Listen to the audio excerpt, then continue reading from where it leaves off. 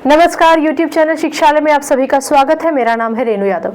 पिछले लेक्चर में आपने जाना कि वैलेंसी इलेक्ट्रॉन्स क्या होते हैं। मैं कहूंगी कि आप उसको वैलेंसी इलेक्ट्रॉन कहने की जगह वैलेंस इलेक्ट्रॉन कहिएगा, आपको आगे के लेक्चर्स में कंफ्यूजन नहीं होगा। फिलहाल वैलेंस इलेक्ट्रॉन्स में हमने ये जाना कि किसी भी एटम के आउटरमोस्ट शेल में कितने इलेक्ट्रॉन्स होते हैं या भविष्य में उसको कितने इलेक्ट्रॉन्स लेने या देने की जरूरत पड़ेगी, वो आउटरमोस्ट शेल के वैलेंस इलेक्ट्रॉन से पता चल जाता है। वहां पर आपने ये भी जाना था कि कुछ एलिमेंट्स ऐसे होते हैं जो ना इलेक्ट्रॉन देते हैं ना इलेक्ट्रॉन लेते हैं, यानी कि वो अपने आप में स्टेबल होते हैं। तो ऐसे एलिमेंट्स को हम कहते हैं नोबल गैसेस या फिर इनर्ट गैसेस। इनर्ट गैसेस क्यों या नोबल गैसेस क्यों? क्योंकि पहली बात तो सारे के सारे गैसेस फॉर्म में होते हैं, गैसियस फॉर्म में होते हैं, गैस के फॉर्म में होते हैं, इसलिए हम उनको नोबल गैसेस कहते हैं, इनर्ट गैस कहते हैं। इनर्ट का क्या मतलब होता है? हिंदी में इनर्ट का मतलब होता है स्थिर, जो विचलित ना हो, स्थिर रहे, ठीक है ना, स्टेबल। या फिर आप उसको जड़, जड़ समझते हैं ना, जड़ भी कह सकते हैं, पेड़ पौधों वाली जड़ नहीं, जड़ स्थिर वाली जड़, ठीक है ना। तो जो स्थिर होता है, स्थिर का मतलब जो स्टेबल होता है। तो केमिस्ट्री में स्टेबल का क्या मतलब होता है वो जानने से पहले मैं चाहूंगी कि एक बार आप ये देखें कि वो जो नोबल गैसेस हैं जिनको हम इनर्ट गैसेस कहते हैं उनके नाम क्या है। ये 18th ग्रुप के एलिमेंट्स हैं, आप क्लास 10th में पढ़ेंगे 18th ग्रुप क्या होता है। फिलहाल नाम पढ़ते हैं, हीलियम, नियन, आर्गन, क्रिप्टन, ज़ेनन और रेडिन। और ये है इनके एटॉमिक सिंबल्स और ये है इसके एटॉमिक नंबर। एटॉमिक नंबर तो जानते ही है ना आप। एटॉमिक नंबर मतलब इन सारे एलिमेंट्स के पास नंबर ऑफ इलेक्ट्रॉन्स इतने होंगे या फिर नंबर ऑफ प्रोटॉन इतने होंगे, जो ये नंबर लिख रखा है। ठीक, चलिए ये क्या है? ये है इसका कॉन्फ़िगरेशन। कॉन्फ़िगरेशन भी आप जानते हैं ना, किसी भी एटम में कितने नंबर ऑफ इलेक्ट्रॉन्स हैं, उनको जब हम शेल्स में डिस्ट्रीब्यूट कर देते हैं तो वो उसका इलेक्ट्रॉनिक कॉन्फ़िगरेशन कहलाया जाता है। आप ये बात याद रखिए कि प्रोटॉन्स तो न्यूक्लियस के अंदर ही होते हैं। तो ये हीलियम है, हीलियम का एटॉमिक नंबर 2 ही है, यानी उसके पास सिर्फ एक ही शेल है जिसका नाम है के। नियन की बात करें तो KLM शेल हो गया हमारे पास, नहीं K और L शेल हो गया। चलिए अगर आप आर्गन की बात करते हैं तो KLM 3 शेल हो गए। चलिए अगर आप क्रिप्टन की बात करते हैं तो KLMN 4 शेल हो गए, वेरी गुड। अगर आप ज़ेनन की बात करते हैं तो KLMNO, ठीक। और अगर आप रेडॉन की बात करते हैं तो KLMNOP, ठीक है ना। हमने पढ़ा था ना कि अलग अलग शेल्स होते हैं, हमने फॉर्मूला भी पढ़ा था, आपको याद होगा कि कैसे हम इलेक्ट्रॉन्स को अलग अलग शेल्स में बांटते हैं। चलिए अब जो जानने वाली बात है, हमारे लिए जो इम्पोर्टेंट बात है वो ये है कि हीलियम के पास सिर्फ एक ही शेल था, यानी हीलियम का जो एटम है उस एटम के पास सिर्फ एक ही शेल है जिसको हम के शेल कहते हैं।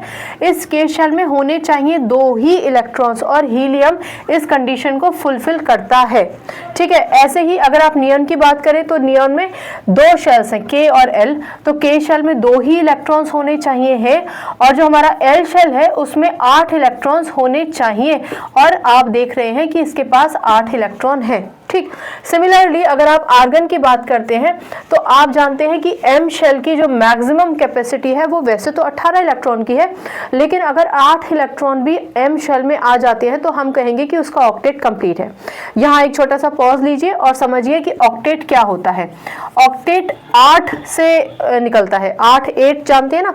तो ऑक्टेट का मतलब अगर किसी भी एटम में आउटरमोस्ट शेल, जो भी उसका आउटरमोस्ट शेल है, वहां पर अगर कम से कम 8 इलेक्ट्रॉन है तो आप कहेंगे कि उसका ऑक्टेट कंप्लीट है या फिर उसका ऑक्टेट स्टेबल है, ठीक है ना। सिलसिलेवार तरीके से सारी बातें आप समझेंगे। ध्यान से एक एक शब्द सुनते जाइए, समझते जाइए, हम आगे बढ़ते बढ़ते सबको समझ जाएंगे, ठीक। तो ऑक्टेट का क्या मतलब हुआ? ऑक्टेट का मतलब हुआ कि कोई भी एटम जिसके आउटरमोस्ट शेल में अगर 8 इलेक्ट्रॉन है तो हम कहेंगे कि वो स्टेबल है क्योंकि उसका ऑक्टेट कंप्लीट है। अब यहाँ फिर से एक पॉज लीजिए, आपके दिमाग में आ रहा होगा तो हीलियम का क्या? देखो भैया, ऐसा है कि हीलियम का एटम का स्ट्रक्चर बहुत छोटा है, इसके पास केवल एक ही शेल है और इस के शेल की मिनिमम रिक्वायरमेंट 2 ही इलेक्ट्रॉन्स की है। इससे ऊपर ना उसको इलेक्ट्रॉन कंप्लीट करने की जरूरत है, ना लेने की ना देने की, क्योंकि जो पहला शेल है, जो के शेल है, उसमें 2 ही इलेक्ट्रॉन होने चाहिए और हीलियम का एटॉमिक नंबर 2 है, जिसकी वजह से उसके पास 2 इलेक्ट्रॉन्स तो आ ही रहे हैं।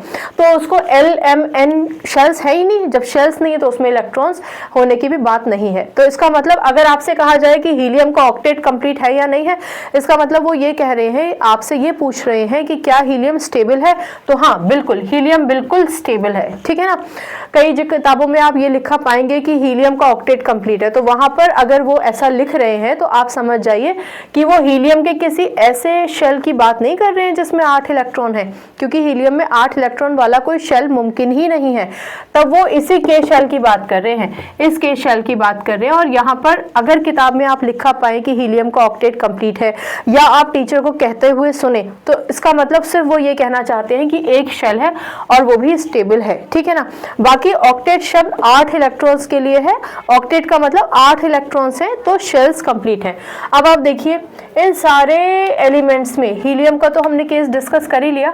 नियॉन की बात करें 8 इलेक्ट्रॉन आउटर मोस्ट शेल में, आर्गन की बात करें 8 इलेक्ट्रॉन। सारे जितने भी यहाँ पर आप देख रहे हैं हीलियम को छोड़कर, neon, argon, krypton, xenon, radon, सब के पास आउटर मोस्ट शेल में 8 इलेक्ट्रॉन हैं। मैं आपको फिर से याद दिलाना चाहूंगी कि किसी भी शेल की कैपेसिटी भले ही मैक्सिमम नंबर ऑफ इलेक्ट्रॉन उसमें 8 से ज़्यादा आते हो, 18 आते हो, 32 आते हो, वो अलग बात है। लेकिन अगर स्टेबिलिटी की ज़रूरत है, स्टेबिलिटी इलेक्ट्रॉन एलिमेंट कब गेन करता है, जब इसके आउटर मोस्ट शेल में 8 इलेक्ट्रॉन होते हैं। और इन सारे एलिमेंट्स के आउटर मोस्ट शेल में 8 इलेक्ट्रॉन है। कहने का मतलब इन सब का ऑक्टेट कंप्लीट है, ऑक्टेट कंप्लीट है। या फिर आप कंप्लीट की जगह वर्ड देखेंगे ऑक्टेट स्टेबल है, क्योंकि कंप्लीट तो ले दे के भी किया जा सकता है, लेकिन ऑक्टेट स्टेबल है। हालांकि स्टेबिलिटी भी ले दे के पाई जाती है, पर चलो ये दोनों शब्द आप देखेंगे इस सेंटेंस के साथ कि नोबल गैसेस या इनर्ट गैसेस का ऑक्टेट कंप्लीट होता है या फिर स्टेबल होता है या वो इनर्ट होते हैं। तो इनर्ट का क्या मतलब, अब देखो, अब आप समझे, जड़ या स्थिर का क्या मतलब हुआ, सबके ऑक्टेट कंप्लीट है। क्यों कोई किसी से इलेक्ट्रॉन लेगा या इलेक्ट्रॉन देगा, राइट। तो अब आप समझे कि नोबल गैसेस इनर्ट, इनर्ट का मतलब जड़ यानी स्थिर है, ठीक है ना। या आप ये कहें कि नोबल गैसेस स्टेबल है। क्यों स्टेबल है, क्योंकि सारे सबके आउटर मोस्ट शेल में ऑक्टेट उन सबका कंप्लीट है। चलो वेरी गुड, अगर ये बात आपको समझ में आ गई तो अब आप ये बात बहुत आसानी से समझेंगे कि ये फ्री स्टेट में कैसे एग्जिस्ट करता है। अब फ्री स्टेट क्या होता है, आपने सुना होगा जंगल में शेर अकेला ही जाता है, ठीक है ना, क्योंकि उसको किसी का डर नहीं है, उसको किसी से कुछ लेने देने की ज़रूरत तो है नहीं, तो इसलिए उसको किसी की कोऑपरेशन की ज़रूरत नहीं, आप ये कह सकते हैं ना। बाकी जानवरों को तो ज़रूरत है, चिड़िया चिल्लाने चहचहाने लगेगी तो बाकी जानवरों को पता चल जाएगा शेर आ गया, इस तरीके की बात। तो जैसे कि शेर को किसी की ज़रूरत नहीं पड़ती, वो आप ये कह सकते हैं फ्री रहता है, किसी के साथ कंबाइंड फॉर्म में नहीं रहता, झुंड में नहीं रहता। सिमिलरली जितने भी नोबल गैसेस आप देख रहे हैं वो सारे के सारे अपने तरफ से पूरे स्टेबल हैं, सारे के सारे स्टेबल हैं। क्योंकि ये स्टेबल है इसलिए ये फ्री स्टेट में एग्जिस्ट कर सकते हैं। फ्री स्टेट का मतलब होता है इंडिविजुअल। इंडिविजुअल का क्या मतलब होता है, आपने देखा होगा हीलियम हमेशा आप ऐसा लिखा पाएंगे। जैसे आप हाइड्रोजन की बात करें तो हाइड्रोजन आपको अक्सर ऐसा लिखा मिलता है कंबाइंड फॉर्म में, ठीक है ना। क्लोरीन आपको ऐसे लिखा मिलता है कंबाइंड फॉर्म में, यहाँ पे 2-2 एटम्स हैं। लेकिन अगर आप हीलियम की बात करें तो आपको ऐसा ही लिखा मिलेगा, ये है हमारा इंडिविजुअल एटम। इंडिविजुअल एटम, कोई इसके साथ जुड़ा हुआ नहीं है। जब तक कि जबरदस्ती केमिकल रिएक्शन ना कराई जाए अंडर सर्टेन सर्कमस्टेंसेस, तब तक हीलियम अपने आप से जाके तो किसी से कंबाइन नहीं करेगा। Is that clear. तो हीलियम एक फ्री स्टेट में एग्जिस्ट करता है। फ्री स्टेट का क्या मतलब हुआ, इंडिविजुअल एटम होता है, और जो इंडिविजुअल होता है उसी को हम कहते हैं मोनो एटॉमिक, राइट। तो ये बात आपको समझ में आ गई होगी। एक छोटी सी बात और मैं आपको याद दिलाना चाहूँ कि जिस शेल में 2 इलेक्ट्रॉन होते हैं, देखो ऑक्टेट का मतलब तो ये हुआ आउटर मोस्ट शेल में 8 इलेक्ट्रॉन है, लेकिन जिस शेल में 2 इलेक्ट्रॉन होते हैं हम उसे कहते हैं ड्यूप्लेट, ठीक है ना। यानी जैसे हम कहेंगे ना उसका ऑक्टेट कंप्लीट है तो ड्यूप्लेट कंप्लीट है, उसके पास ड्यूप्लेट, ड्यूप्लेट का मतलब 2 ही इलेक्ट्रॉन्स होते हैं। वेल इसके अलावा यस, तो अगर आपको ये सारी बातें समझ में आ गई हैं तो आपको ये भी समझ में आ जाएगा कि ये जो आउटर मोस्ट शेल है, किसी भी इनमें से किसी भी एलिमेंट का आउटर मोस्ट शेल, बाहर वाला शेल, जिस शेल में 8-8 इलेक्ट्रॉन है, उस पूरे के पूरे शेल को डिस्टर्ब करना, आसान नहीं है, इस शेल को रिमूव करना भी आसान नहीं है। रिमूव करने का क्या मतलब हुआ, जब आप किसी भी एटम के आउटरमोस्ट शेल के इलेक्ट्रॉन्स को ले जाते हो तो वो शेल ही एक तरीके से खत्म हो जाता है। जैसे कि सोडियम एटॉमिक नंबर 11 कॉन्फ़िगरेशन 281। अब आपको पता है ये सोडियम अपना एक इलेक्ट्रॉन देगा, तो जैसे सोडियम अपना एक इलेक्ट्रॉन देगा उसका जो आउटर मोस्ट शेल है वो एक तरह से ख़त्म ही हो गया ना, क्योंकि उसमें इलेक्ट्रॉन नहीं बचे। पर ये कंडीशन इनर्ट गैसेस के केस में कभी नहीं हो सकती है। यानी इसके पास तो 8 इलेक्ट्रॉन है, ना देगा ना लेगा, इसको कौन टच करेगा, कोई टच नहीं करेगा, शेयर है ये अपने आप में। चलो अगर ये समझ में आ गया, स्टेबिलिटी समझ में आ गई और ऑक्टेट समझ में आ गया, तो एक चीज़ और आप समझ लीजिए कि नोबल गैसेस जो होते हैं वो केमिकली इनएक्टिव होते हैं। केमिकली इनएक्टिव होते हैं, कुछ गलत स्पेलिंग लिख ली है मैंने, इनएक्टिव, ठीक है ना, केमिकली इनएक्टिव होते हैं, केमिकली इनएक्टिव, ठीक थी स्पेलिंग, केमिकली इनएक्टिव होते हैं। इनएक्टिव का क्या मतलब, रिएक्ट नहीं करेंगे, वही जड़ है, इनर्ट है, रिएक्ट ही नहीं करेंगे। जरूरत भी क्या है, रिएक्ट कोई एलिमेंट कब करता है, जब उसको इलेक्ट्रॉन लेन देन की जरूरत पड़े अपने आप को स्टेबल करने के लिए। ये तो पहले से ही स्टेबल है। क्योंकि ये केमिकली इनएक्टिव होते हैं इसीलिए आप नोबल गैसेस को अनरिएक्टिव भी कहते हैं। दोबारा से सुनिए, एक ही बात है, क्योंकि नोबल गैसेस केमिकली इनएक्टिव होते हैं इसीलिए हम इनको अनरिएक्टिव भी कहते हैं। केमिकली नॉट रिएक्टिव या केमिकली इनएक्टिव का मतलब है अगर इनके आसपास आप कोई गैस का एनवलप बना दे तो ऐसा नहीं है कि इनकी सेहत पे कोई असर पड़ेगा। नॉर्मली नॉर्मल कंडीशंस में ये रिएक्ट नहीं करेंगे, इनका ऑक्टेट कंप्लीट है, ये आराम से रहेंगे।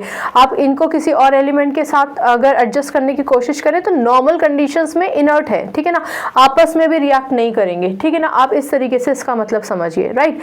कोई सर्टेन सर्कमस्टेंसेस क्या होते हैं, एटमॉस्फेरिक प्रेशर हो गया, टेम्परेचर हो गया, रेस का इन्फ्लुएंस हो गया किसी पर्टिकुलर एलिमेंट में इनमें से रिएक्ट करने के लिए, तो वो सर्टेन सर्कमस्टेंसेस होते हैं, कंडीशंस होते हैं जिनसे इन एलिमेंट्स को रिएक्ट कराया जाता है।